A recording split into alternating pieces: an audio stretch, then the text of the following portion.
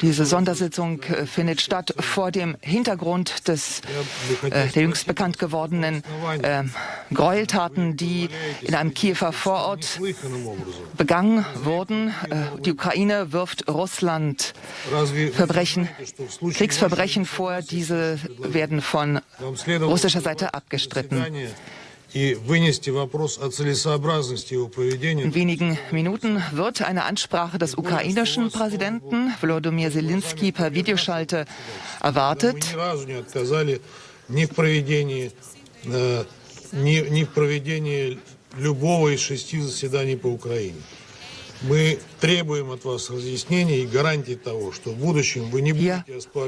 hören wir jetzt also gerade den russischen Botschafter den Vereinten Nationen. Напомню его по-английски. The President shall call a meeting of the Security Council at the request of any member of the Security Council. Благодарю вас. I thank the representative of the Russian Federation. Is there anyone else who wants to comment on this? I will explain the Presidency's position in just a moment. Okay. If I could respond to your points from the Russian Federation, we did not. Ja, verehrte Zuschauerinnen und Zuschauer, wir erwarten jetzt hier in wenigen Minuten die Stellungnahme, die Ansprache des ukrainischen Präsidenten Wolodymyr Selenskyj. Es ist seine erste Ansprache, es wird seine erste Ansprache vor dem UN-Sicherheitsrat seit Beginn des Kriegs gegen die Ukraine. Das Thema des heutigen Tages der Sitzung sind die jüngst bekannt gewordenen Verbrechen gegen Zivilisten im Kiewer Vorort Butscha. Dort wurden am Wochenende Videoaufnahmen und Fotos zahlreicher Leichen, die auf den Straßen sich befanden, veröffentlicht. Diese Bilder wurden nach dem Abzug der russischen Truppen bekannt und haben weltweit für Entsetzen gesorgt. Die Ukraine macht die russischen Besatzungstruppen für die Tötungen verantwortlich. Moskau bestreitet das und spricht, ohne bislang Beweise vorgelegt zu haben, von einer Inszenierung in Anführungszeichen. Präsident Selenskyj hatte eine lückenlose Aufklärung der Gräueltaten gegen Zivilisten in Butscha und anderen ukrainischen Städten gefordert und vor allem auf eine Reaktion gepocht seitens der EU und eine Aufklärung in Zusammenarbeit mit dem Internationalen Strafgerichtshof. Это все зафиксировано документально. Если это кому-то интересно, мы готовы это представить. Но я хочу выразить Russland hatte auch im Vorfeld Beweise angekündigt, die belegen könnten, dass es sich nicht um russische Verbrechen, sondern um eine Inszenierung handeln soll. Das Vorliegen dieser Dokumente sollte auch am heutigen Dienstag vor dem UN-Sicherheitsrat erfolgen. And I hope that now closes that point and we can proceed with the adoption of the agenda. Ja, hier geht es jetzt noch um das Verabschieden der heutigen Tagesordnung. Dies ist nun geschehen. From the Permanent Representative of Ukraine to the United Nations, addressed to the President of the Security Council, S/2014/136. The agenda is adopted.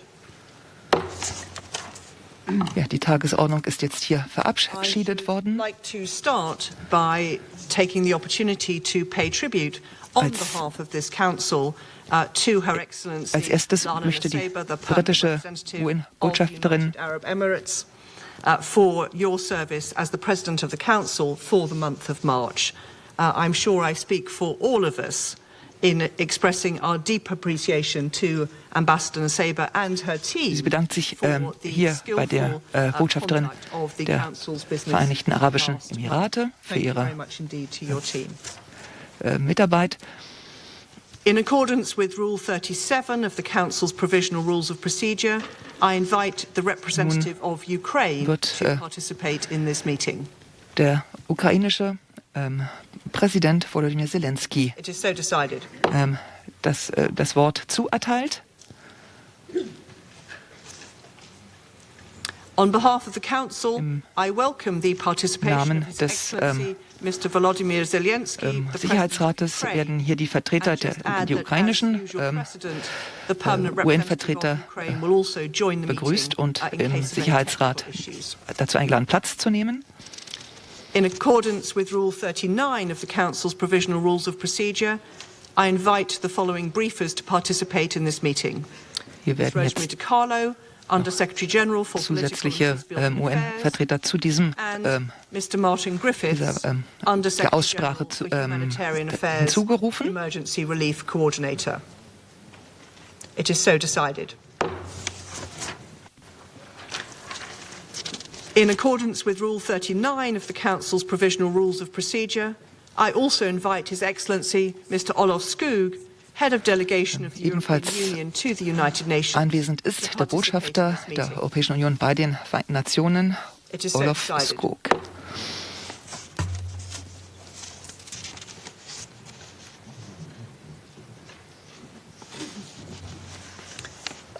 The Security Council will now begin its consideration of item 2 of the agenda. Dann geht es zum zweiten Tagesordnungspunkt über. Es ergreift UN-Generalsekretär Antonio Guterres das Wort.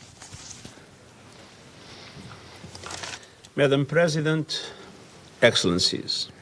Verehrte Präsidentin, verehrte Exzellenzen, der Krieg in der Ukraine ist eine der größten Herausforderungen seit Begründung der Menschenrechtscharta. Dies mit ernsthaften und gravierenden Konsequenzen.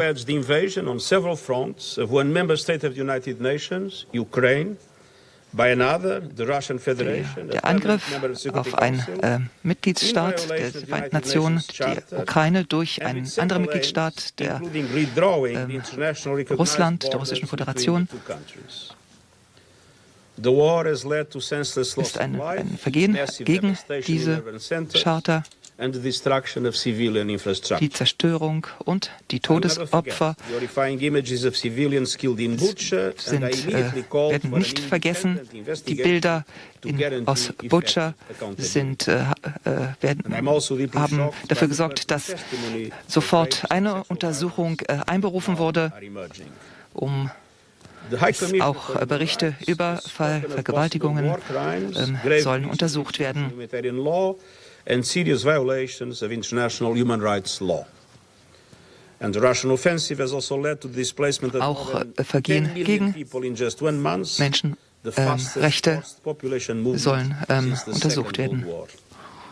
Far beyond Ukraine's borders, the war has led to massive increases in its Millionen Menschen sind seit Beginn dieses Konflikts vertrieben worden, in die Flucht getrieben worden.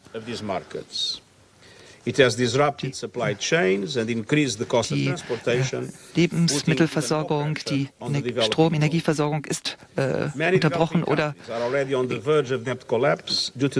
stark in Mitleidenschaft gezogen. Ein hochentwickeltes Land ist wegen eines Krieges an den Rand der Existenz gedrängt worden. Aus all diesen Gründen ist es dringend, darauf zu fordern, dass dieser Konflikt umgehend eingestellt wird.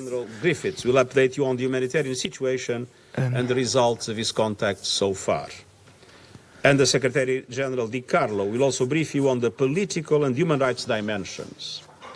But as Secretary General of the United Nations, it is my duty to call the attention of the Council to the serious damage being done to the global economy and particularly to vulnerable and developing unterstreicht auch die gravierenden wirtschaftlichen Folgen auf internationaler Ebene für die gesamte Weltgemeinschaft. are particularly vulnerable to spiking food, energy and fertilizer. Insbesondere Länder Debt obligations take up some mit Entwicklungsbedarf sind stark in Mitleidenschaft gezogen. And in small island developing states, the figure is 34% and rising because of increased interest rates and the need to pay Wegen for der expensive gestiegenen imports. Zinsen, der Energiepreise sind sie in Mitleidenschaft gezogen. Maize by 21% and barley by 31%. Brent oil prices on the 1st of April were more than 60% higher than at the same time last year. Die Lebensmittelpreise sind ins Unmessbare gestiegen. Natural gas and fertilizer prices more than double over the same period. Die Energiepreise haben sich nahezu verdoppelt. Und Länder mit schwieriger wirtschaftlicher Situation erleben eine außerordentliche Krise. Die Vereinten Nationen stehen in der Pflicht, sie müssen darauf reagieren. Has formulated some initial recommendations for the consideration of member states, international financial institutions and others. On food, we are urging all countries to keep markets open. Der Sicherheitsrat bittet alle Mitgliedstaaten, ihre Märkte offen zu halten, was die Lebensmittel betrifft, und Reserven anzulegen für die Länder, die besonders unter der Lebensmittelversorgungskrise zu leiden haben. The use of strategic stockpiles and additional reserves could help ease this energy crisis. Die Energiekrise muss die einzige Lösung of renewable energy, which is not impacted by market fluctuations. These will allow the progressive phase out of coal and other fuels, and renewables are already erneuerbare Energien zu setzen. And on finance, international financial institutions must go into emergency. Auch der Bereich der Wirtschaft, der Finanzwirtschaft muss ein Notfallmodus eingestellt werden. Es müssen Liquiditäten geschaffen werden, um die schwächsten und gefährdetsten Mitglieder zu unterstützen. Diese Aktionen müssen zu einer stabileren Situation führen. Es muss jetzt ernsthafte Verhandlungen über den Frieden geben. Wir müssen uns solidarisch zeigen.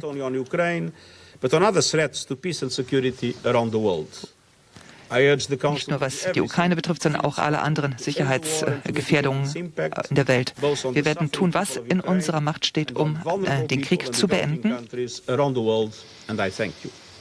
um die Menschen in der Ukraine zu unterstützen und ebenso die zerbrechlich gefährdeten Menschen überall auf der Welt. Nun hat der ukrainische The security situation in Ukraine has seriously deteriorated. The number of Ukrainian civilians killed has more than doubled. Ukrainian cities continue to be mercilessly pounded, often indiscriminately, by heavy artillery and aerial bombardments. Nicht Selenskyj selbst spricht, sondern eine Vertreterin verliest seine Stellungnahme. Es beginnt mit einer Aufzählung der Opfer, sowohl der Verletzten, der Festgenommenen und der Todesopfer.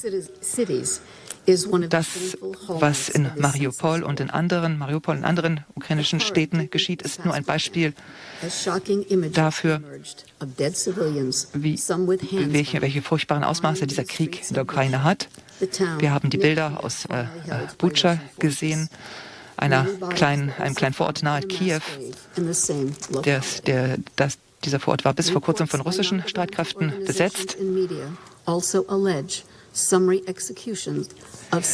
Es gibt Berichte über die Exekutionen von Zivilpersonen.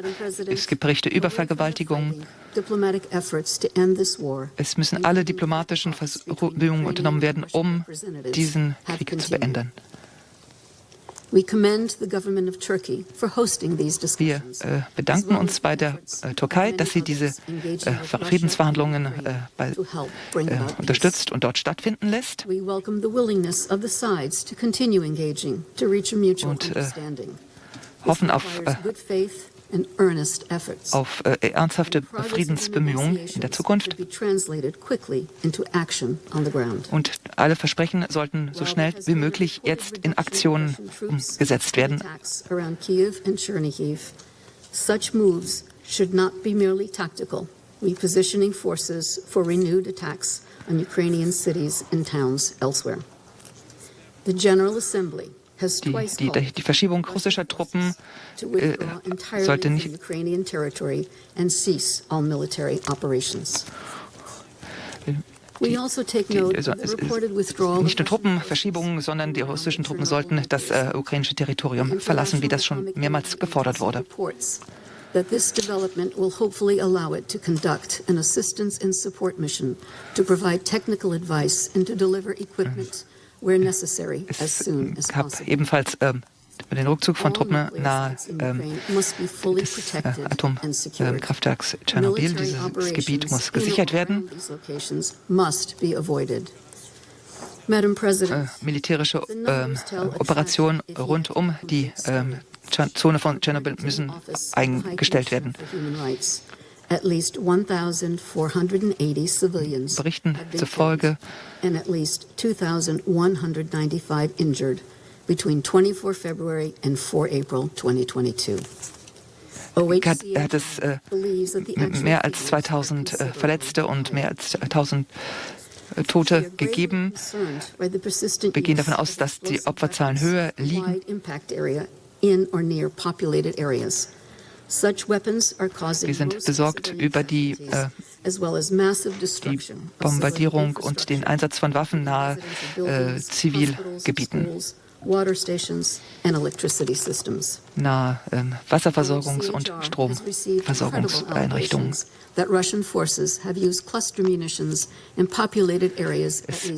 gibt Berichte darüber, dass die russischen Truppen Clusterminen eingesetzt haben. Ermittlungen sind eingeleitet worden. Den internationalen Menschenrechtsordnung zufolge sind diese Angriffe untersagt, nicht rechtens. Zivilbevölkerung ist betroffen. Proportionality and precaution have not been sufficiently adhered to. In besieged cities, a significant increase in mortality rates among civilians can also be attributed to the disruption of medical care kommt es zur Unterbrechung von medizinischen Versorgung von den besonders betroffen sind ältere und Menschen. Has reported a total of 85 attacks on healthcare facilities. Es wurden mindestens 85 Angriffe auf Gesundheitseinrichtungen, also Krankenhäuser, gezählt. Es gibt ebenfalls besorgniserregende Berichte über willkürliche Verhaftungen. UNHCR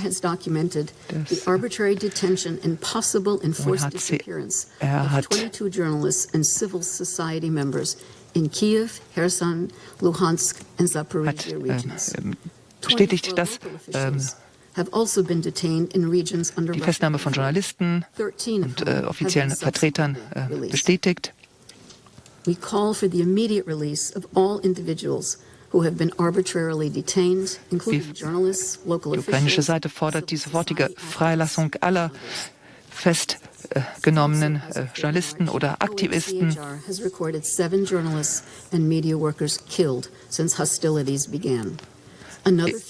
Ebenfalls gab es Berichte über getötete Journalisten und Mitarbeiter von Hilfsorganisationen. Es gab Berichte über 9 verletzte Journalisten. Es gab außerdem Berichte über Vergewaltigungen. Es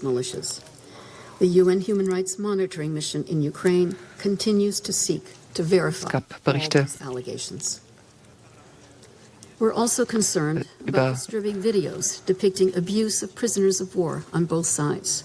All prisoners of war must be treated with dignity and full respect Alle for their rights. Kriegsgefangenen müssen Madam President, the many credible gerecht behandelt werden. serious violations of international humanitarian law and All international diese Vergehen gegen das internationale Menschenrechte müssen untersucht und geahndet werden. Ensuring accountability and justice for acts committed during the war will not be easy. Es müssen noch mehr Beweise eingeholt werden. Das ist eine essentielle Arbeit. Who accepted millions of refugees and the solidarity of the Ukrainian people who were hosting their displaced. Der Dank geht an all die Länder, die sich dazu bereit erklärt haben, ukrainische Flüchtlinge aufzunehmen. Roughly one quarter of the population. The United Nations is gravely concerned about the Millionen Menschen sind sowohl innerhalb der Ukraine als auch in den Nachbarländern aufgenommen worden oder haben dort Zuflucht gesucht. Es ist dabei auch zu Versuchen des Menschenhandels gekommen. Dieser Krieg ist furchtbar für die Ukraine. Wenn dieser Krieg weitergeht, bis Ende des Jahres weitergeht,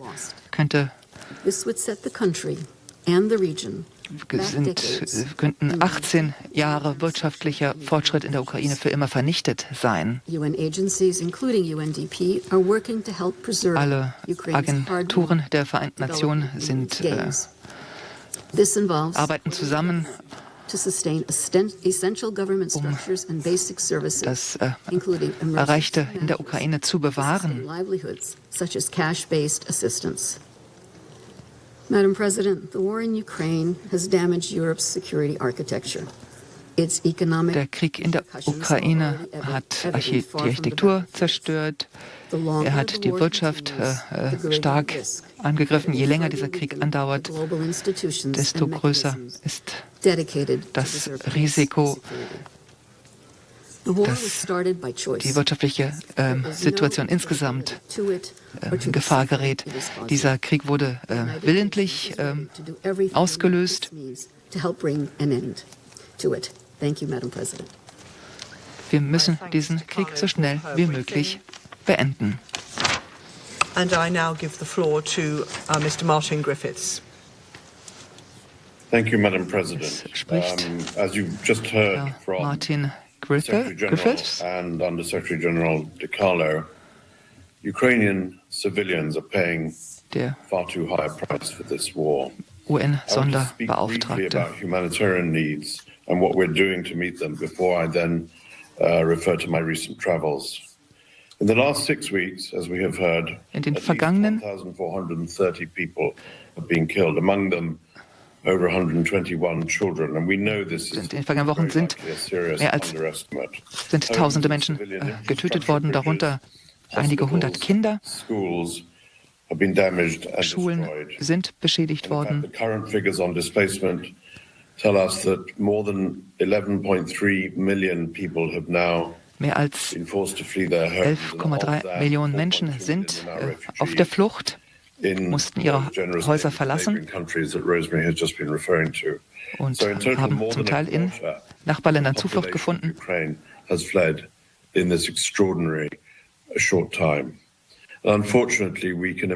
geschah in extrem kurzer Zeit. Es ist dringend, dass es zu einem Einhalten und zu einem Versuch, den Frieden wieder beizuführen, kommt. Ältere Menschen, Frauen und Kinder sind gefangen durch die Kämpfe. Es ist dokumentiert, es ist nachgewiesen, dass die Stadt Mariupol in einem furchtbaren Zustand ist. Er spricht von einem höllenartigen Zustand.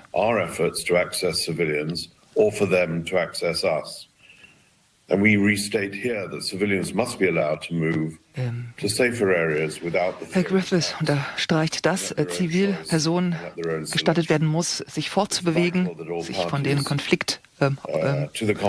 Hotspots fortzubewegen. Zivilpersonen müssen geschützt werden. Und Hilfsorganisationen, Rettungskräfte müssen uneingeschränkten Zugang zu den Orten der Zivilpersonen haben. The United Nations and our partner organizations are making every effort to dramatically increase die Vereinten Nationen und alle Partnerorganisationen unternehmen alles in der Macht Stehende, um der Zivilbevölkerung zu helfen.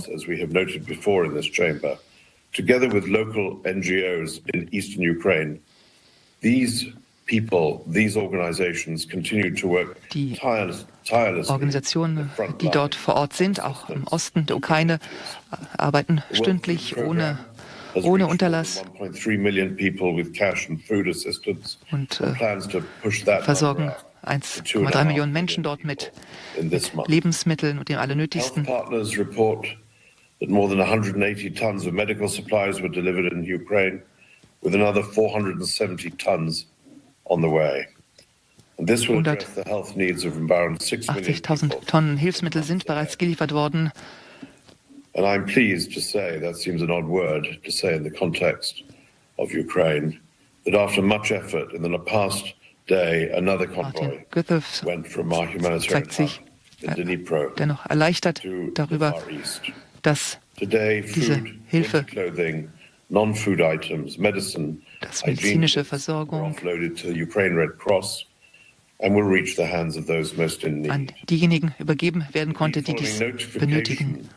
To both parties, a formal process that we and also the International Red Cross are engaged in. 4 convoys in total from the UN. 4 UN-Konvois haben dringend benötigte Hilfe vor Ort verteilt. Mehrere weitere UN-Konvois sind geplant.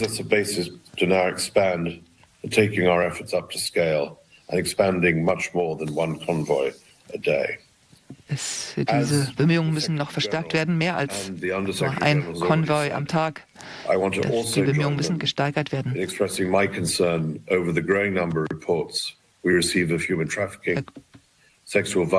Griffiths zeigt sich sehr besorgt über Berichte über Gewalt, über Vergewaltigungen, über Übergriffe, gewalttätige Übergriffe auf die Zivilbevölkerung. We're bolstering protection and gender-based violence services through agencies to provide specialized care for survivors and through the wealth of civil society organizations. UN-beauftragte Organisationen sind vor Ort, um Opfern von Gewalt zu helfen. Insbesondere Organisationen, Frauenorganisationen, die sich betroffene Frauen bemühen. The Secretary General, as he said, charged me to bring both sides together on humanitarian grounds to explore both specific and sustained ways to reduce humanitarian suffering, including in particular, inter alia, but in particular, the pursuit of a humanitarian ceasefire. Martin Griffiths spricht sich hier für die dringend notwendige Einrichtung humanitärer Waffenruhen aus. And then separately with Alexander Fomin, the Deputy Minister of Defense. In my meetings with these senior officials, I discussed also, in addition to these possibilities of humanitarian ceasefires, I discussed the issue of humanitarian convoys. Im Rahmen der Gespräche über humanitäre Waffenruhen geht es auch um die Entsendung von Hilfskonvois. Sharing specific suggestions for mutually agreed upon military freezes to allow for evacuation of civilians and for the safe passage of life-saving aid. Es geht um die sichere Evakuierung von Zivilbevölkerung und die vor Ort Verbringung von Hilfsgütern durch sichere Korridore. Diese Vorschläge wurden auch an die russische Seite übermittelt.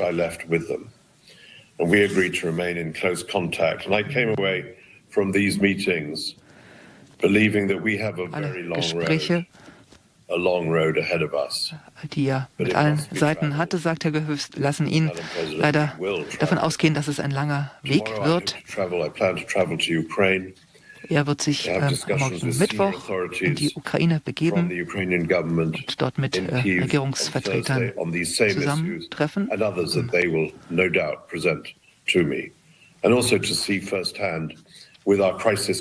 wird sich dort auch vor Ort aus erster Hand einen Überblick verschaffen über die Lage. Many from governments in this chamber. The humanitarian response since February has indeed been scaled up, allowing us to meet the needs. Die humanitäre Antwort der Vereinten Nationen dank der Großzügigkeit der Mitgliedstaaten ist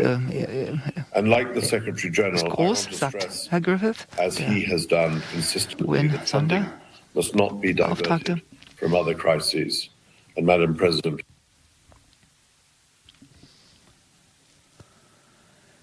For Afghanistan. That is one example. As you heard from David Beasley last week, conflict, climate shocks, COVID, compounded by the soaring food and fuel costs indicated by the Secretary General, could push another 47 million people globally into severe etwas generellerer Blick auf die Weltlage. Andere Naturkatastrophen, Kriege, von Afghanistan war die Rede. Es ist zu befürchten, dass weitere Millionen, er sprach hier gerade von 40 Millionen Menschen, sich in absehbarer Zeit auf der Flucht befinden könnten. Das ist ein Schreckensszenario und übersteigt alle schlimmsten Vermutungen, die es noch vor 3 Jahren gab. Die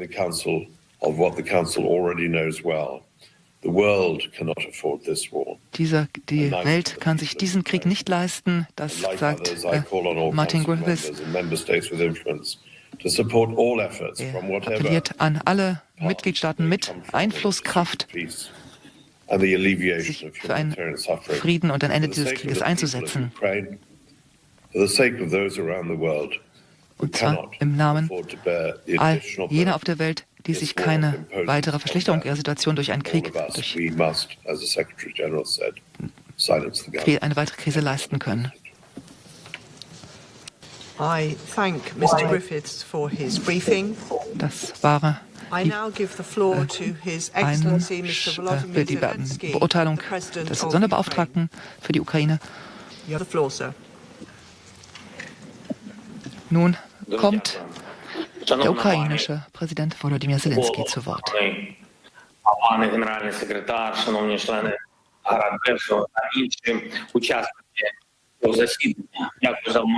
Liebe verehrte Mitglieder des Sicherheitsrats, gestern kam er aus Butscha zurück, aus der Stadt, die durch die ukrainischen Kräfte befreit wurde. Es ist schwer zu glauben, was dort geschehen ist. Dort sind Menschen vor ihren Häusern erschossen worden. Soldaten haben an ihrer Tür geklopft und die Frauen, ihre Kinder erschossen. Es sei ein Versuch unternommen worden, die Leichen zu verbrennen.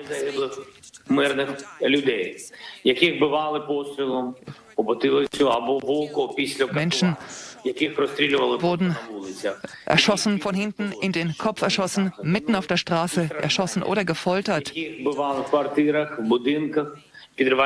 Menschen mussten auf furchtbare, grausame Weise sterben. Menschen wurden von Panzern überfahren, mitten auf der Straße, einfach so. Menschen wurden die Gliedmaßen abgeschnitten, Hände oder Beine abgeschnitten. Präsident Selenskyj berichtet davon, dass die Menschen die Zunge abgeschnitten wurde. Er spricht von terroristischen Akten oder dies sei eben kein Terror, es sei Terror, der von einem Mitgliedstaat der Vereinten Nationen vollbracht wurde.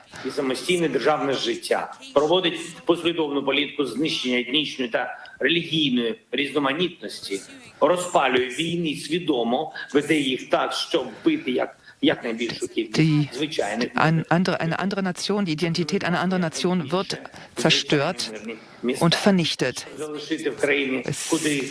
So viele Städte der Ukraine wie möglich werden zerstört.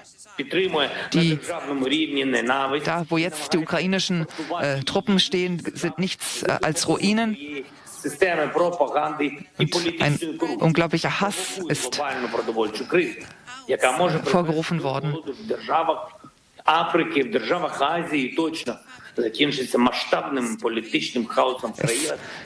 Dies könnte zu Hunger und Leid überall auf der Welt führen. Die Lebensmittelpreissicherheit steht auf dem Spiel. Der Sicherheitsrat muss für Sicherheit sorgen. Es gibt einen Sicherheitsrat, aber es gibt keine Sicherheit. Diese Einrichtung wurde geschaffen und diese Institution sollte für Sicherheit garantieren. Dieser Sicherheitsrat muss alle Okkupatoren und Sicherheitsgefährder zur Rechenschaft ziehen.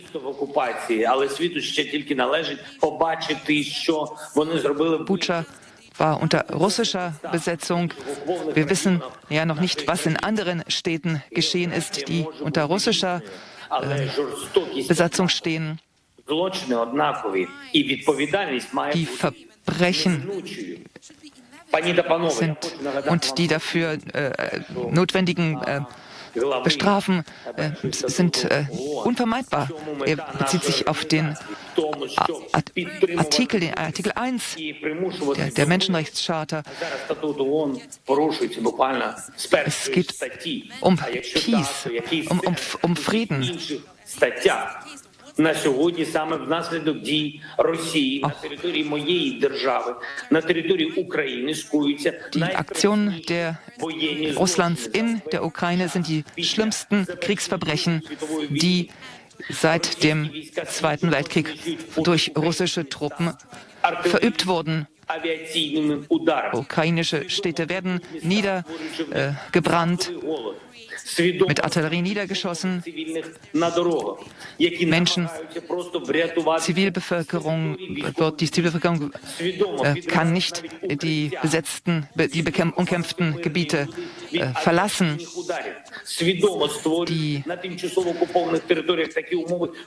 Die Schutzbunker. Menschen wurden in Schutzeinrichtungen getötet. Die Stadt Butscha ist leider nur eines von vielen Beispielen, was die russischen Okkupatoren in der Ukraine seit mehr als einem Monat getan haben. Die Welt wird die ganze Wahrheit erst noch erfahren, was in Mariupol, in Tschernihiv, in Dutzenden anderen Städten geschieht oder geschehen ist. Sie wissen sehr genau, sagt der ukrainische Präsident, Sie wissen ganz genau, was die russische Seite dazu sagen wird. Sie haben das bereits wiederholt getan. Er nimmt Bezug auf den Abschuss eines malaysischen Flugzeugs vor einigen Jahren. Die russische Seite machte alle möglichen Seiten dafür verantwortlich, nur nicht sich selbst. Es gab so viele verschiedene Versionen, dass gar nicht mehr klar war, welche Version geglaubt werden kann.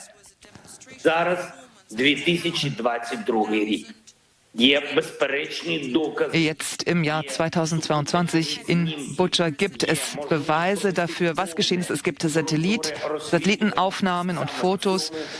Es gibt die Möglichkeit einer transparenten Untersuchung. Und genau das wünscht die ukrainische Seite, dass so viele Journalisten und internationale Organisationen wie möglich Zugang erhalten, um für volle Transparenz und Wahrheit zu sorgen. Jeder Mitgliedstaat der Vereinten Nationen sollte ein Interesse daran haben, dass derjenige bestraft wird, der glaubt, dass er das Privileg hat, dass es über andere Länder steht und dabei womöglich Kriegsverbrechen begeht und straflos ausgeht. Denn wenn nicht der größte Kriegsverbrecher bestraft wird, was geschieht dann mit den anderen?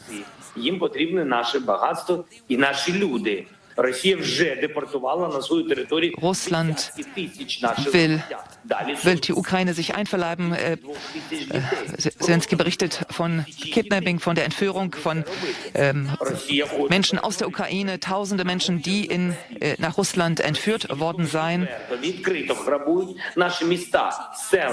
Die russischen Truppen belagerten die Städte und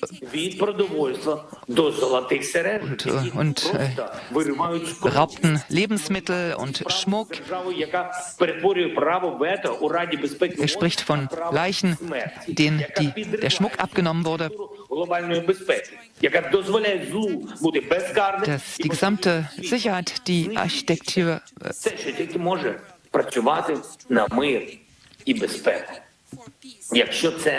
продовжиться, то фіналом буде те, що кожна з держав зможе розраховувати тільки на wenn Russland so weitermachen kann, bedeutet es, dass jedes andere Land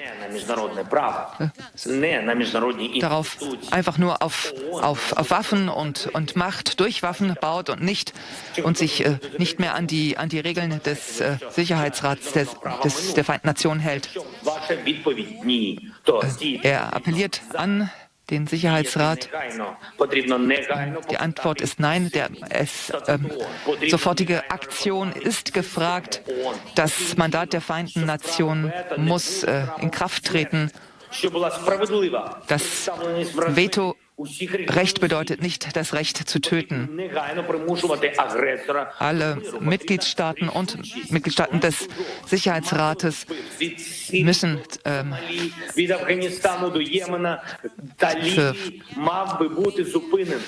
für Recht und die Einhaltung des Rechts sorgen.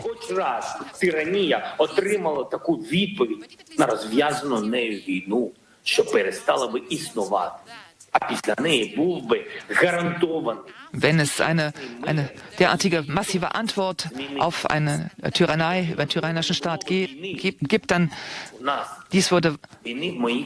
wenn es eine solche harte Antwort gegeben hätte, hätte es niemals Krieg in der Ukraine gegeben.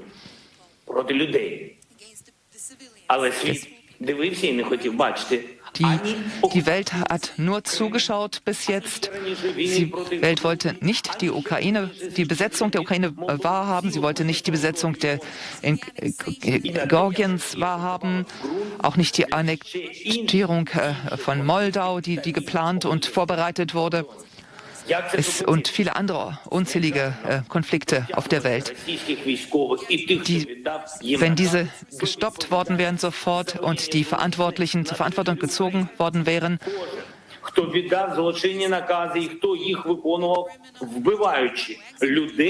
alle Auftraggeber krimineller Akte, wenn alle Auftraggeber krimineller Akte vor den Internationalen Gerichtshof gestellt werden,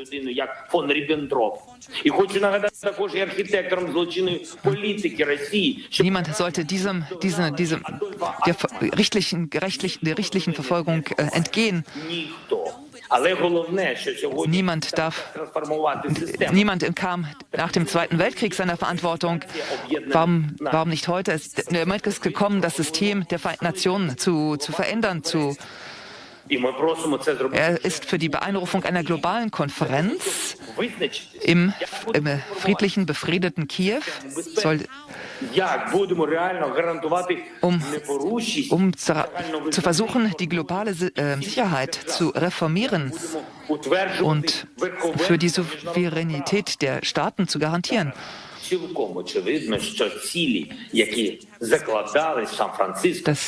Es geht um eine Reformierung des Systems der Vereinten Nationen, um die Sicherung der gemeinsamen Werte, die nicht respektiert werden und die nur mit Reformen des Systems respektiert werden können.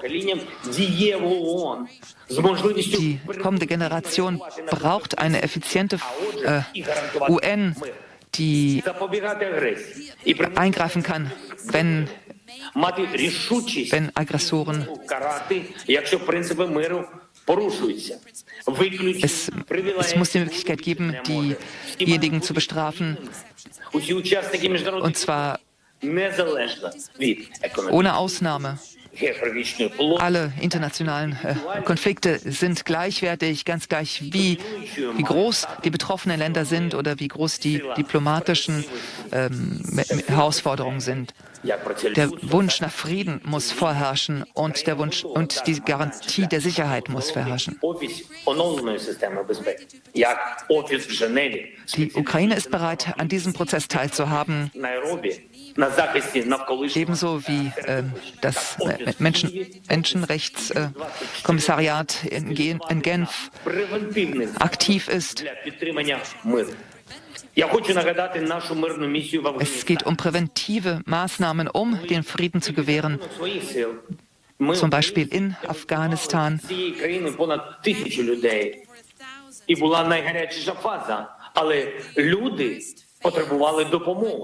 І Україна прийшла, і як і інші держави. Ми забрали звідти людей різних національностей, різних вір. Erinnert hier daran, als im vergangenen Sommer die Taliban Afghanistan zurückeroberten, die Herrschaft über Afghanistan übernahmen, waren ukrainische Streitkräfte da, um zu helfen, um Menschen zu evakuieren. Es gab andere Staaten, die das getan haben.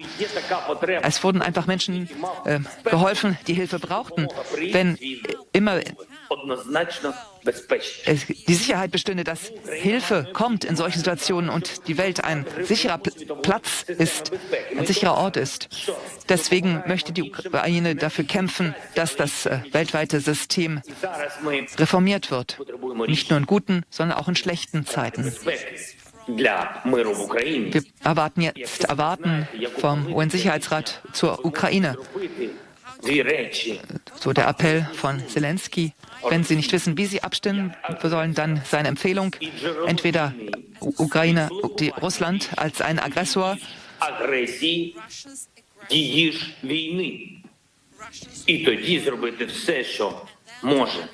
Russlands Krieg zu stoppen, Russlands Krieg gegen die Ukraine zu stoppen.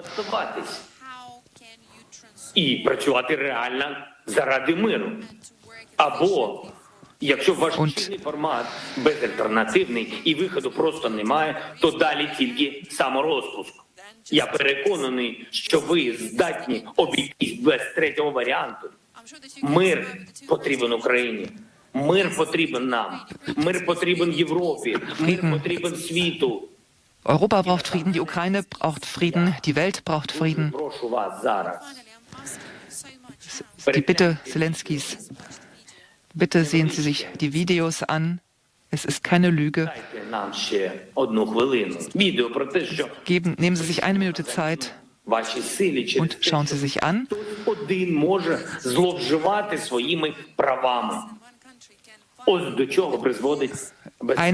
Ein Land kann wenn es keine Bestrafung gibt, kann ein Land ganz einfach seine Grenzen überschreiten. Bitte schauen Sie sich die Videos an. Nicht jeder hat die Möglichkeit, sich das anzuschauen. Bitte schauen Sie mit Ihren eigenen Augen.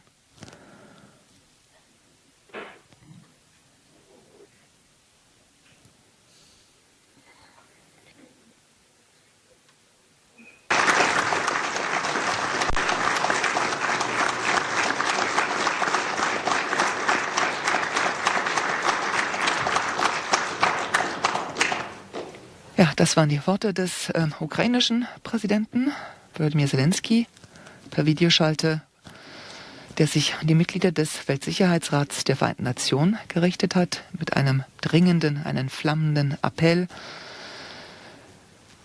Er rief die Mitglieder der Vereinten Nationen dazu auf, der Sicherheitsrat auf, Russland eindeutig zu verurteilen und zur Verantwortung zu ziehen für die Kriegsverbrechen, die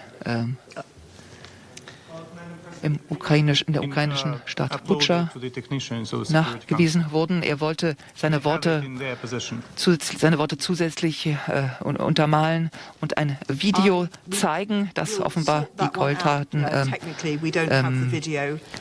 bescheinigen sollte. Allerdings kann dieses Video jetzt hier nicht abgespielt werden im Versammlungsraum des Sicherheitsrats aus technischen Gründen, wie die Vorsitzende berichtet.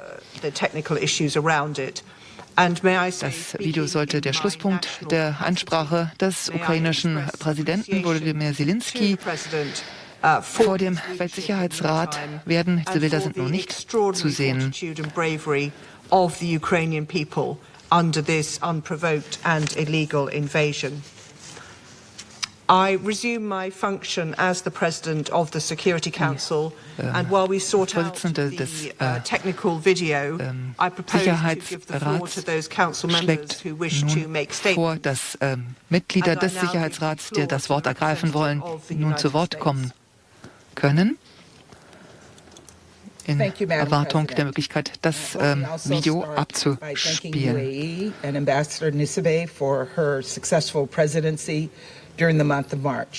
Die US-Botschafterin vor den Vereinten Nationen kommt jetzt hier zu Wort. Your Security Council presidency. I want to thank the United Kingdom for your leadership and for organizing this vital discussion. Und sie bedankt sich hier bei der britischen Präsidentschaft, der britischen Vorsitzenden des Sicherheitsrats dafür, dass das Thema in der Form heute zur Sprache und gebracht wird und diskutiert wird. Die US-Botschafterin bringt ihre große Bewegung, ihre Gerührtheit von den Worten Selenskys zum Ausdruck.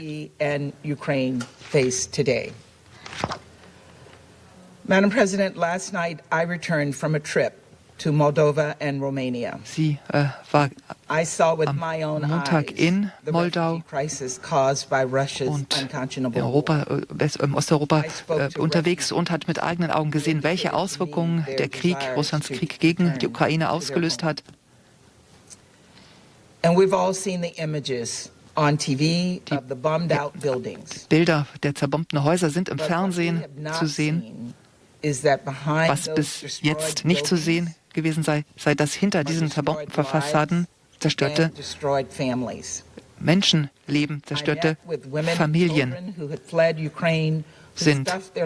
Sie hat mit ukrainischen Frauen gesprochen, die ihr Zuhause verlassen mussten. One young woman I spoke to came with her 6-year-old brother. Sie spricht von einer jungen Frau, die mit ihrem 6 Jahre alten Bruder auf der Flucht ist.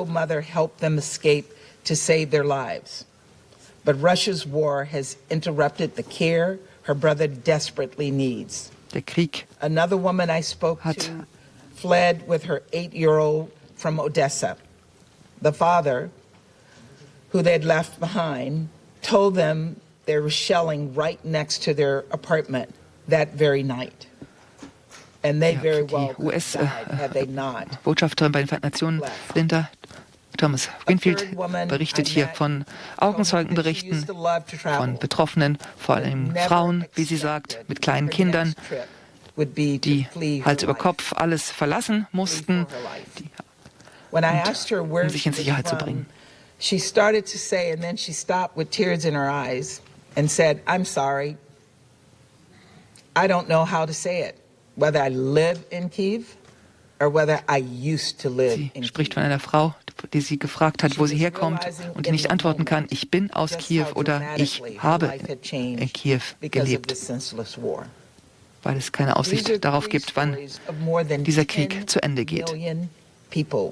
6 Millionen Menschen sind auf der Flucht durch diesen Krieg. 4 Millionen haben die Ukraine bereits verlassen. Das sind die Zahlen.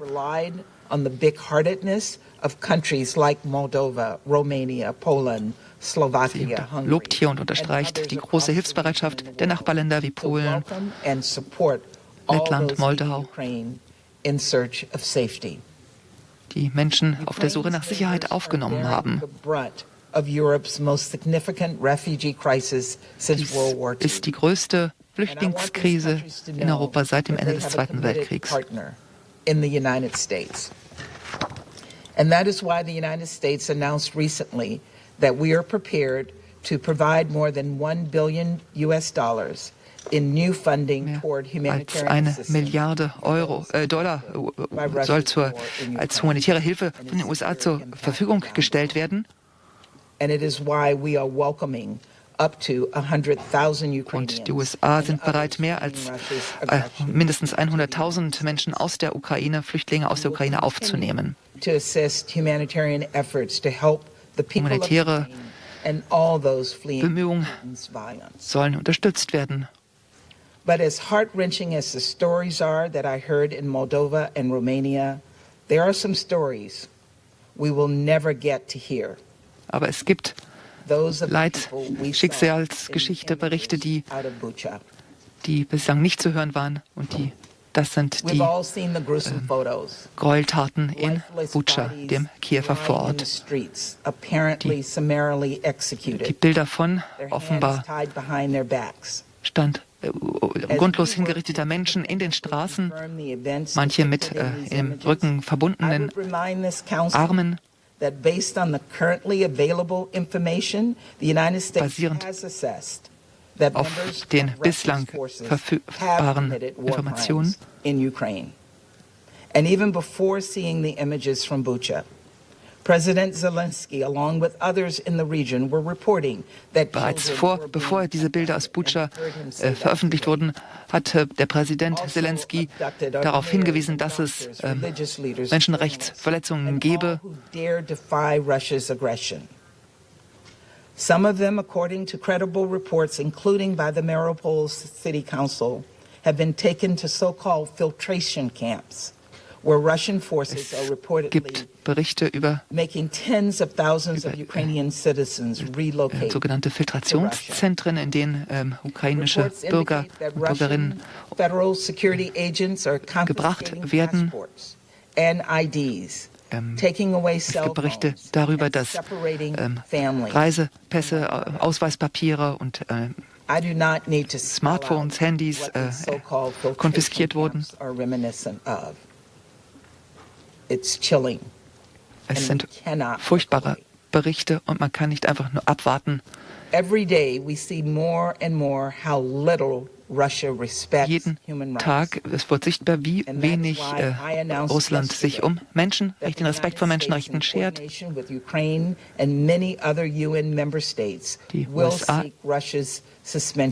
ebenso wie die Ukraine und andere Mitgliedstaaten wollen die Suspendierung Russlands aus dem Sicherheitsrat beantragen. Denn dies ist eine Einrichtung, die dazu da ist, den Einhalt der Menschenrechte zu garantieren.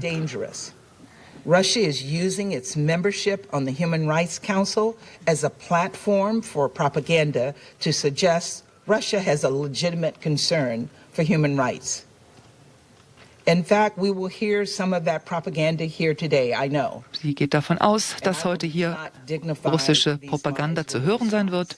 Only to say that every lie we hear from the Russian representative is more evidence. Jede Lüge, die hier heute zu hören sein werde von russischer Seite, sei ein weiterer Beweis dafür, dass Menschenrechte nicht gewährt wurden.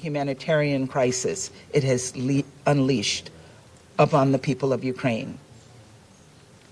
Here's my message to all of you. Now is the time der Moment ist gekommen, Worten Taten folgen zu lassen. And I share President Zelenskyj's view Und sie teilt die Sicht von Wolodymyr Selenskyj. Es ist globale Staatsführer müssen jetzt Rückgrat zeigen der Ukraine und der Welt zuliebe. Der UN-Sicherheitsrat ist hier gefragt. Das ist deine Aufgabe. Jeder Mitgliedstaat auf der ganzen Welt mit einem Stimmrecht ist gefragt.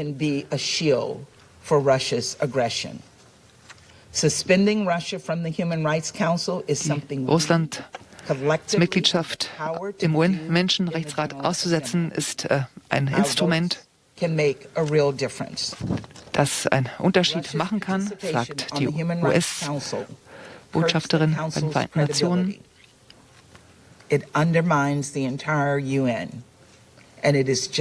Das russische Vorgehen unterwandere die gesamten Bemühungen der Vereinten Nationen. Der Schritt müsse jetzt ergriffen werden, um das Töten zu stoppen. Präsident Zelenskyj, who we are so honored to have with us today. Präsident Zelenskyj, Ihre Worte direkt an den ukrainischen Präsidenten. Er soll wissen, dass die USA an der Seite von den Menschen in der Ukraine stehen und für die Demokratie und für die Freiheit der Ukraine kämpfen. Das war die Stellungnahme der US-amerikanischen UN-Botschafterin Linda Thomas-Greenfield. Thank you, Madam President.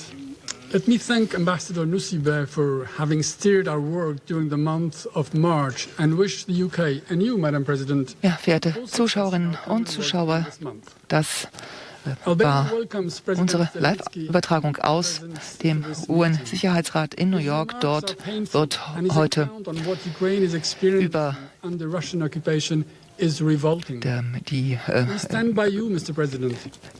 den Angriff auf die Ukraine beraten, insbesondere vor dem Hintergrund der Geschehnisse im Kiew-Vorort Butscha, in dem Zivilisten auf grausame Weise getötet wurden. Sowohl Präsident Selenskyj als auch die US-Botschafterin haben ein Vorgehen des Sicherheitsrats gefordert, an die internationale Staatengemeinschaft appelliert.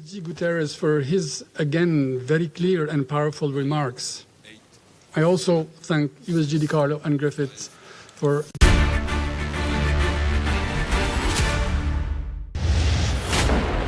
I'm here not far from Maidan Square. There have been some explosions not so long ago, and well, the area is under high protection. Soldiers are here.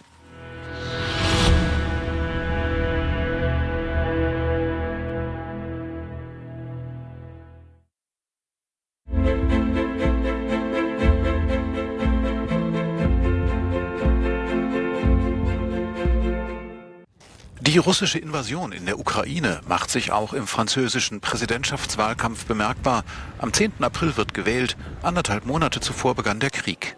Konflikte begünstigen normalerweise amtierende Präsidenten, so Pascal Boniface vom Institut für internationale und strategische Beziehungen. In ein paar Tagen wird gewählt. Wie wirkt sich dieser Konflikt auf die französischen Präsidentschaftswahlen aus? Üblicherweise wird der amtierende Präsident, der ja auch wiedergewählt werden will, gestärkt. In Krisenzeiten halten die Menschen zu demjenigen, der an der Macht ist. Ansonsten dürfte der Krieg die Wahl der Franzosen nicht grundlegend beeinflusst haben. Etwas anderes geben auch die Umfragen nicht her.